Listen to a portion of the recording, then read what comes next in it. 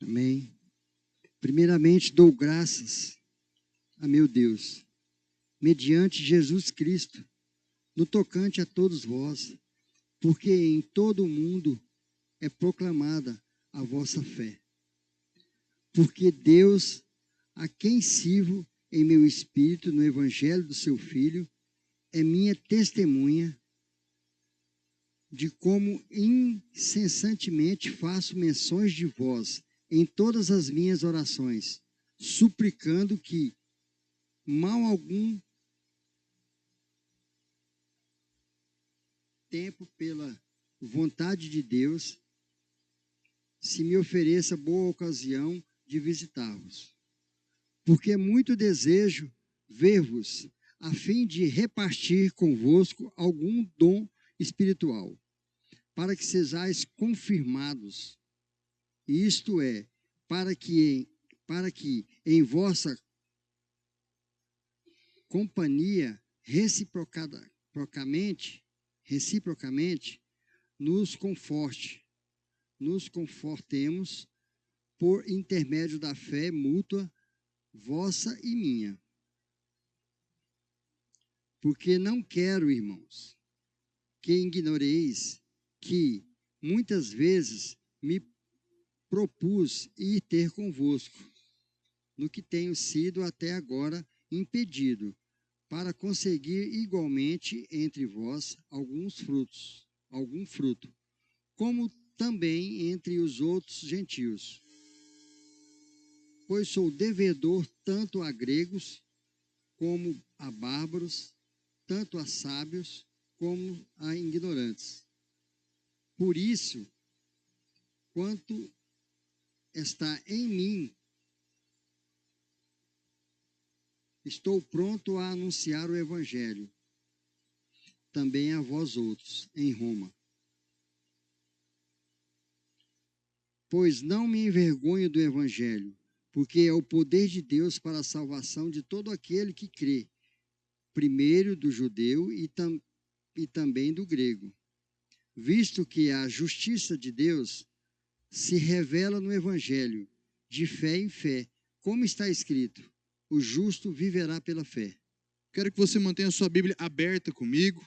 Hoje nós estamos adiantando a comemoração da Reforma Protestante, que no caso é amanhã, onde é um dia onde as pessoas do lado de fora da congregação têm outros motivos. Na cultura americana, nós vamos ver as pessoas comemorarem amanhã, principalmente o Dia das Bruxas. A gente vê uma movimentação econômica muito grande nos Estados Unidos, e amanhã vai ser a celebração do Dia dos Mortos, mas para nós, queridos, não.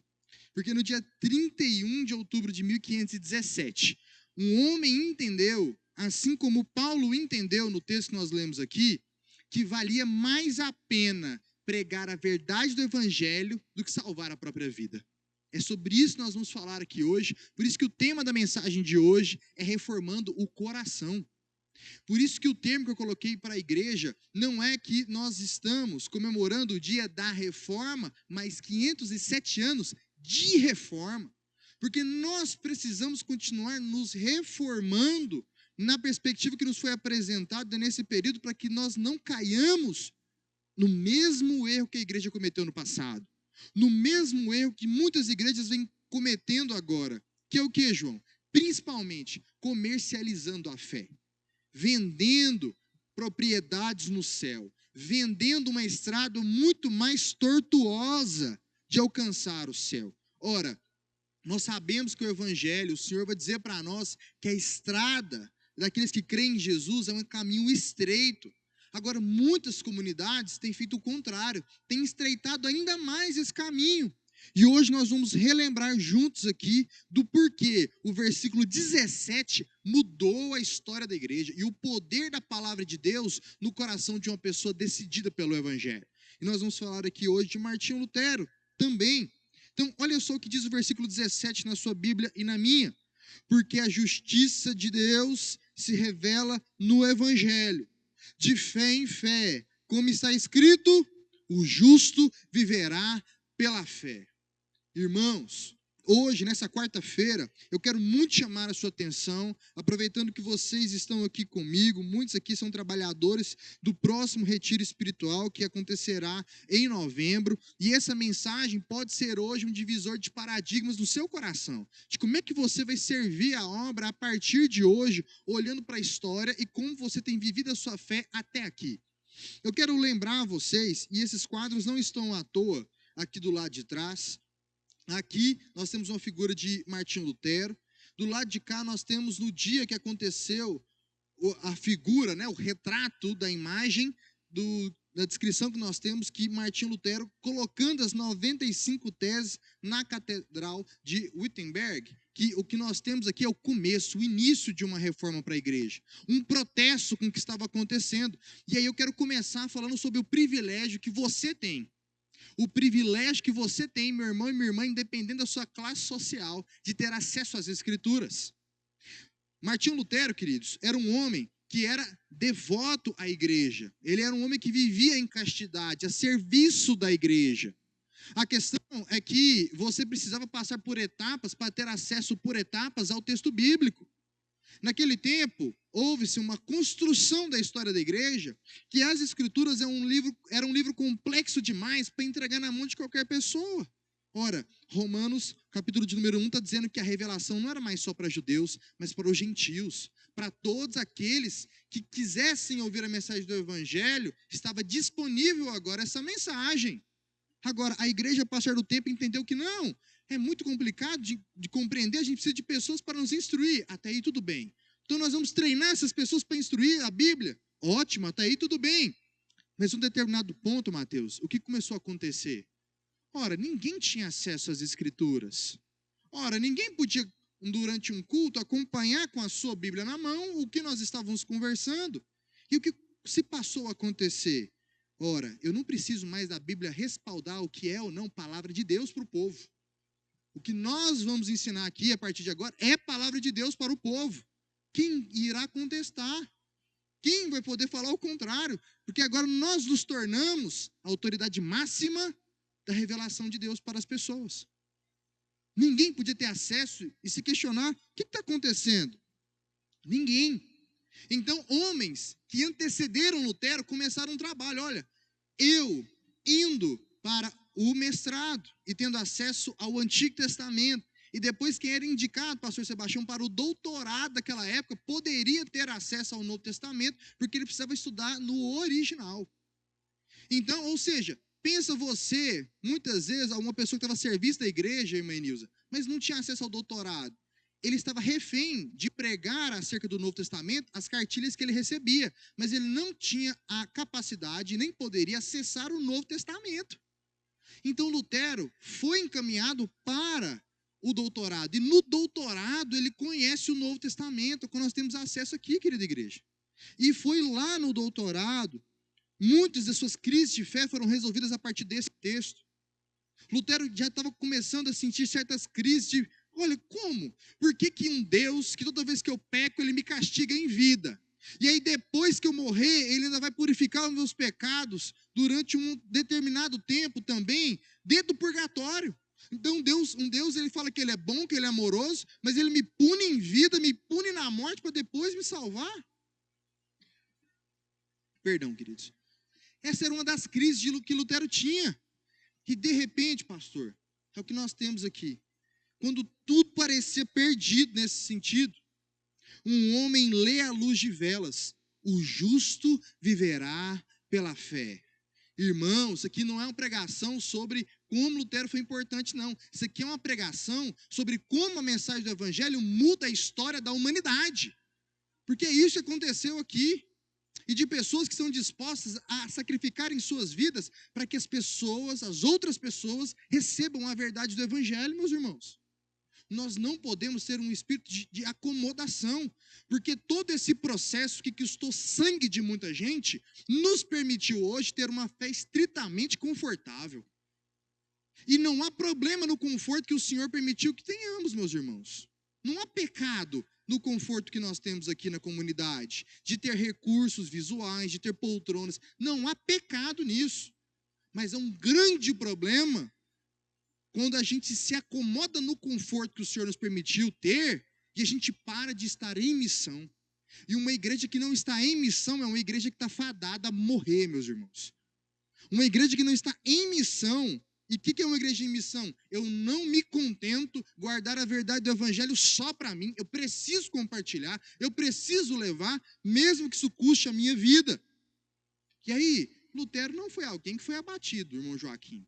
Mas eu preciso trazer os nomes de alguns pré-reformadores, que nós chamamos assim, que perderam suas vidas. Eu queria trazer para você um dos mais famosos, que é o John Huss. O nome dele está aqui também, um dos primeiros aqui. O John Huss, ele faleceu em 1415. Olha para você ver a distância. Ele era um reformador que não era participante da comunidade ou da região ali onde Lutero estava inserido. Ele era inglês. Ele era professor de Oxford. E lá, tendo contato com a mensagem do evangelho, ele falou o seguinte: olha, eu preciso traduzir para as pessoas terem acesso. Eu vou traduzir do latim para o inglês para as pessoas. A igreja descobre, pastor Sebastião. E ele enfrenta um grande problema. Porque agora ele vai ser condenado como herege, porque ele não poderia desafiar a igreja em dar às pessoas a possibilidade de acessar as escrituras. Resultado, John Huss é queimado em praça pública. Ele estava disposto a não voltar atrás. Eu prefiro continuar fazendo, porque ele foi comunicado antes. Ele foi avisado antes. Ele falou assim: eu prefiro a condenação do que guardar a verdade do evangelho para mim.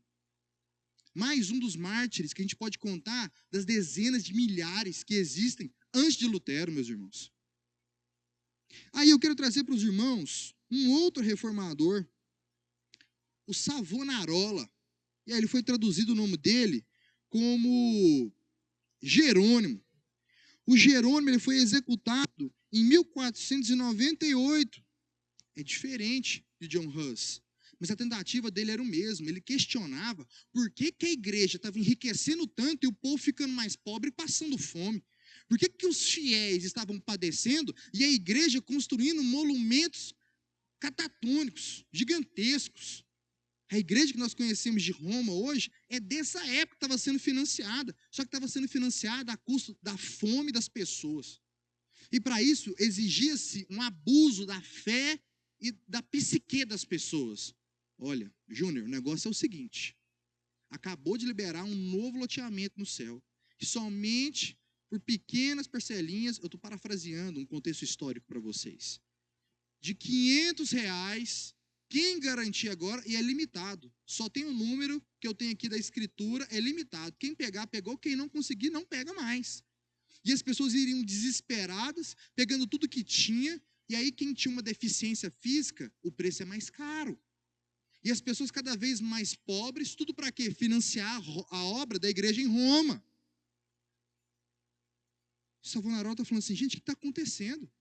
Eu acredito diferente, eu acredito que o povo de Deus, quando de fato ele segue a Deus, ele transforma a realidade da sociedade, das pessoas, ou seja, a vida deveria melhorar e não piorar.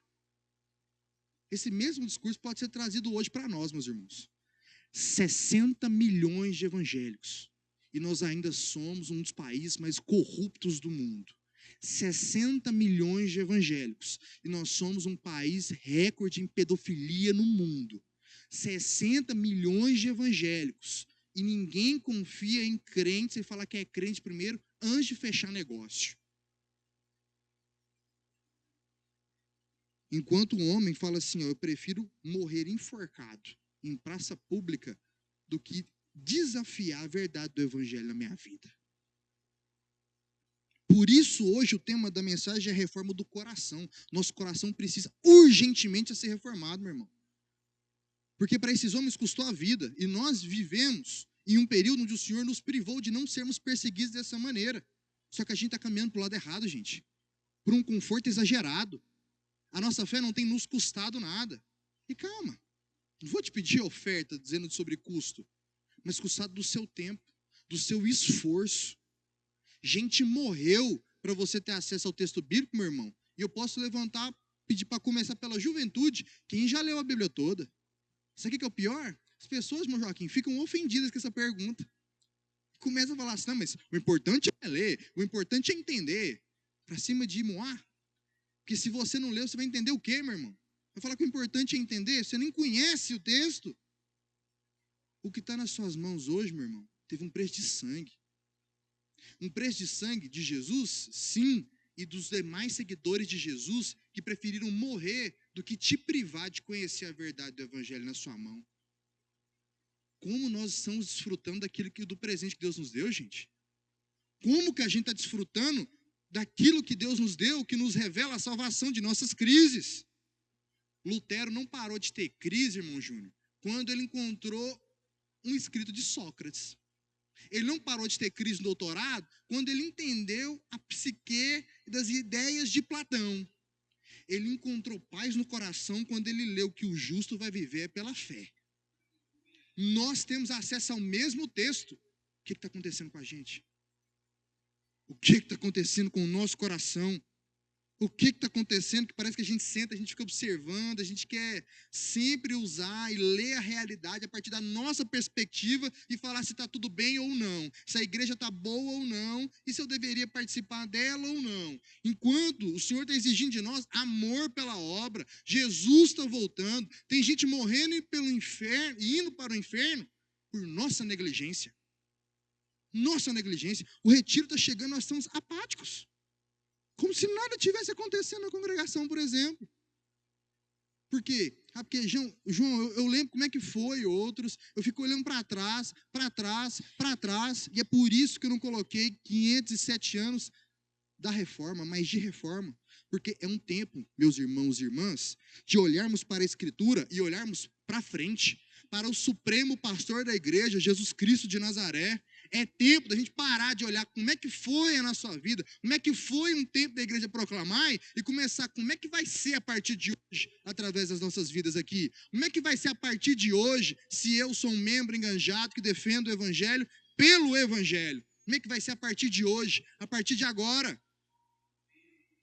É preciso confronto aos nossos corações, queridos.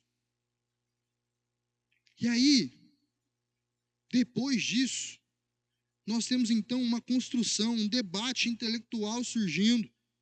É então que nós vemos a construção lá no século XX sobre as 5 solas da reforma.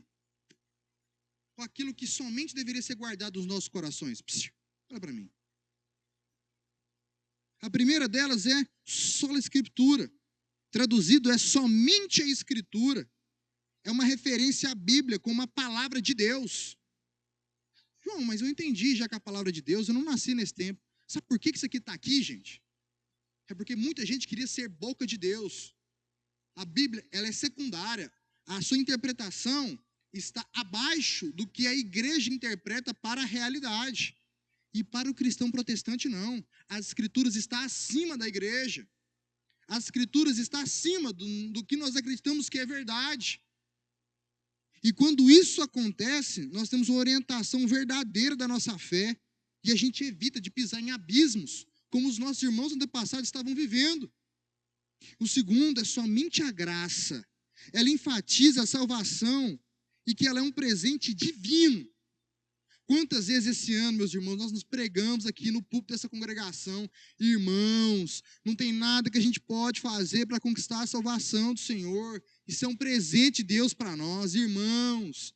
Você tem que parar de achar que você vai morrer, você vai para o inferno, porque hoje mais cedo você acha que você desviou um pouquinho do caminho. Isso é segurança, é o Senhor que dá. O problema é que muitas vezes quando a gente começa a pregar repetidas vezes, há um outro tipo de interpretação na congregação.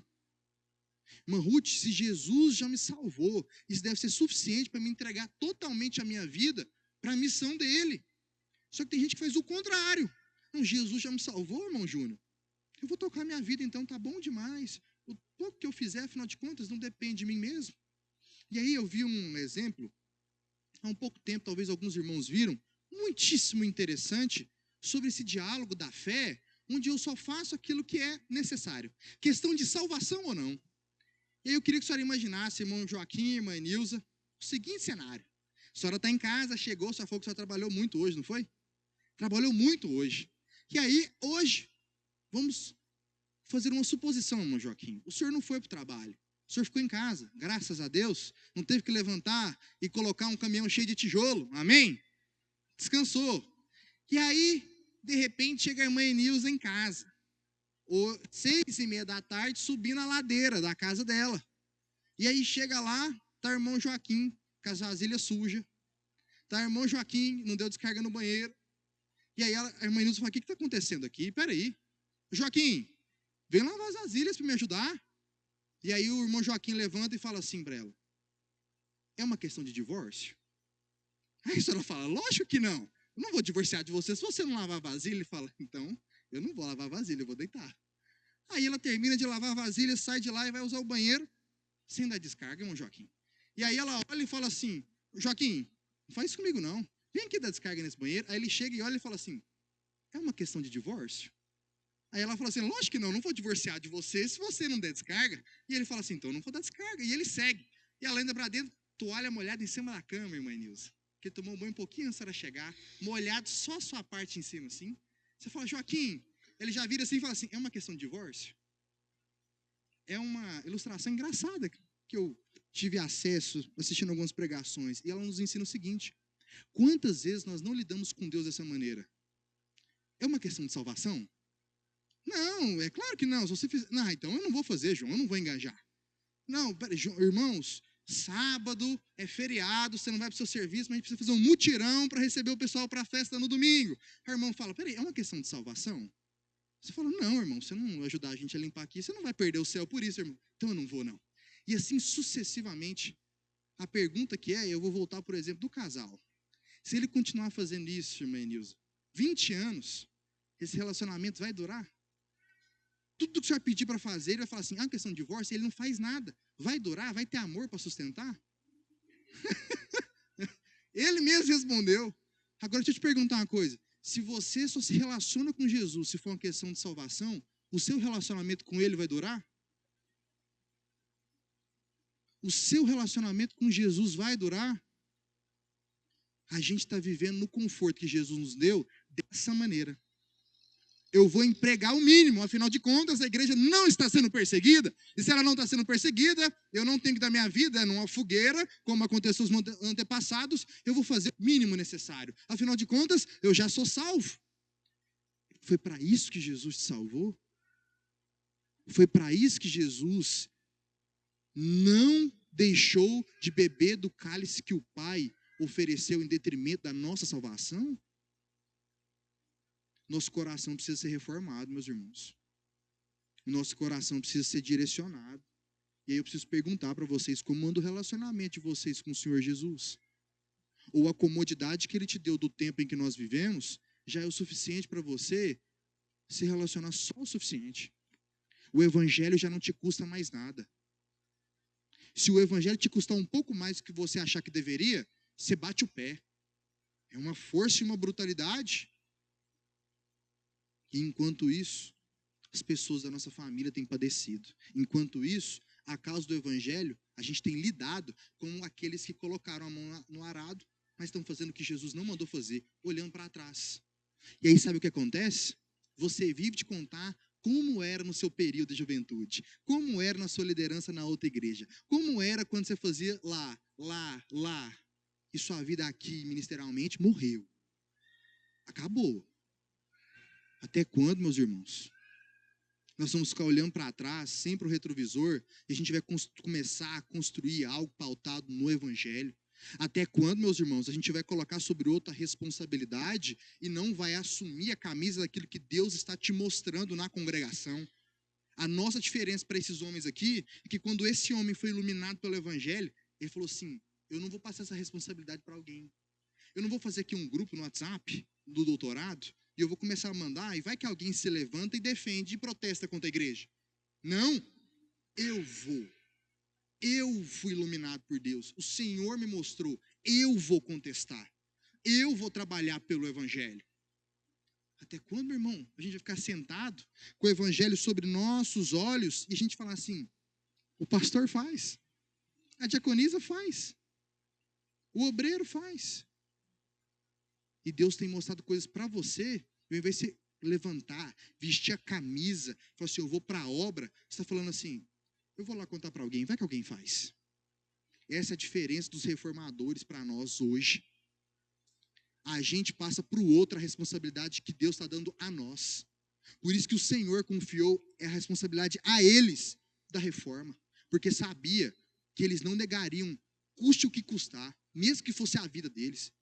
Deixa eu te perguntar, e a sua vida com Jesus? Com aquilo que o Senhor te confiou? Deixa eu te perguntar, quando Jesus voltar e ele pedir a sua alma, quem que você vai ser? Quem recebeu 5 e multiplicou para 10? Quem recebeu do Senhor 2 e fez 4? Ou quem teve medo daquilo que o Senhor te confiou e escondeu? Tem gente, meu irmão, que tem um ministério tremendo aqui na congregação, mas sempre deixa para o outro, para o outro, para o outro. Por quê? Porque tem medo. Ele vive como aquele que enterrou aquilo que lhe foi confiado, o seu dom. Por quê? Porque eu não quero assumir a responsabilidade. Esses homens assumiram, e nós estamos aqui hoje. Por que você não assume o dom que o Senhor e o talento que Ele te deu, e tem multiplicado, meu irmão? Nenhum desses homens estavam pensando assim, você quer saber? Eu vou ser o cara, eu vou ser o precursor da reforma, todo mundo vai lembrar de mim. Tinha ninguém preocupado em holofote, só estavam preocupados em disseminar a verdade do evangelho. O nosso problema é que a gente ouve isso aqui, a gente está empolgado, a gente fala assim, eu quero ser o próximo Lutero, eu quero ser a próxima pessoa a marcar a história. Nenhum deles estavam preocupados em marcar a história, nenhum deles esperava que nós estivéssemos hoje contando a história deles. O que eles esperavam foi o que aconteceu. Todos nós recebemos pelo sangue deles a mensagem do evangelho. Era isso que eles esperavam. E aí eu faço uma outra pergunta para nós, meu irmão e minha irmã, nessa noite. Será que nós não fomos já seduzidos pela ótica comercial do evangelho? Qual, João? Que se o meu ministério não for reconhecido, eu deixo de lado a minha função. Se o meu ministério não ser o holofote, estiver aqui à frente para todos os irmãos do domingo, eu deixo de executar. Deixa eu te falar uma coisa, meu irmão, minha irmã. Qual que é a sua motivação? Ela é comercial? Ou seja, uma prosperidade de holofote, de dinheiro e de fama? Ou o seu ministério, o seu propósito é levar o evangelho para cada criatura que você tiver oportunidade de fazer? Porque isso que os reformadores fizeram e por isso nós somos alcançados hoje. O que você tem feito em detrimento do evangelho, gente? Ou será que Jesus só salvou a gente para não fazer sexo antes do casamento? Para poder viver certinho e não dar calote em ninguém e no final morrer? Foi para isso que Jesus salvou a gente, gente? Você tem certeza disso? É por isso que a gente continua com esse volume estratosférico de crente no Brasil e não muda.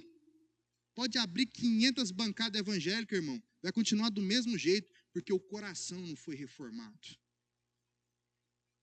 A disposição de achar que é a bancada do evangélica que vai defender a igreja de ser perseguida. Meu irmão, deixa eu te contar uma coisa, a igreja vai ser perseguida. Jesus disse que ela vai ser perseguida. Sabe quem que vai ficar de pé? Quem guardar a santa doutrina no coração.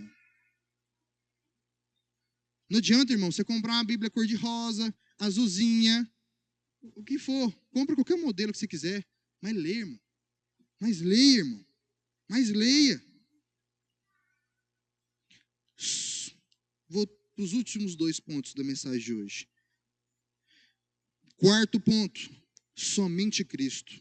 Significa que somente Cristo, e é a crença, o solos Christus, perdão, significa somente Cristo, e é a crença de que a salvação é alcançada somente através de Jesus Cristo. Não tem intermediador, não tem nada que você possa fazer, meu irmão, para que o outro seja salvo, se ele não crê que Jesus Cristo é salvador da vida dele. Não tem nada que você possa fazer para conquistar a salvação. Isso é um presente de Jesus, e para isso você precisa crer que ele é o seu salvador. É isso que a gente vai lá pregar para essas pessoas em novembro. Se elas crerem que Jesus é o único suficiente salvador para a vida delas, há esperança e a vida eterna para elas. Essa é a mensagem do evangelho, gente. E se eu continuar pregando 50 minutos, vocês não dão nenhuma glória, não tem nenhum problema, porque essa é a mensagem do mesmo jeito. Não se muda a mensagem, não se muda os cânticos, não se muda a estrutura bíblica para agradar o ouvinte. O ouvinte que recebeu Jesus se submete à palavra. Ponto final. O último ponto da reforma protestante para nós nessa noite. Só lhe deu glória. Significa glória somente a Deus. E enfatiza que toda a glória deve ser dada somente a Deus. A visão comercial tirou de nós o holofote de Deus. Muitas vezes o que sai da nossa boca, irmão Júnior, é uma falsa humildade falar assim, não, a glória é para Deus, irmão. E no fundo do seu coração, o que se revela é justamente a necessidade de ser elogiado pelo seu desempenho. O que se revela no seu coração é a necessidade de alguém tem que falar alguma coisa. Porque se não falar, ai, eu não congrego mais aqui. Ah, eu descrescei do evangelho, sabe?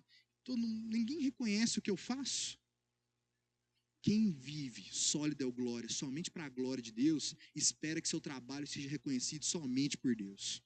Quem vive sólido é o glória, espera que de fato todo o seu trabalho reverta-se em glórias ao nome de Deus. E não tem expectativas falsas sobre os homens, meus irmãos.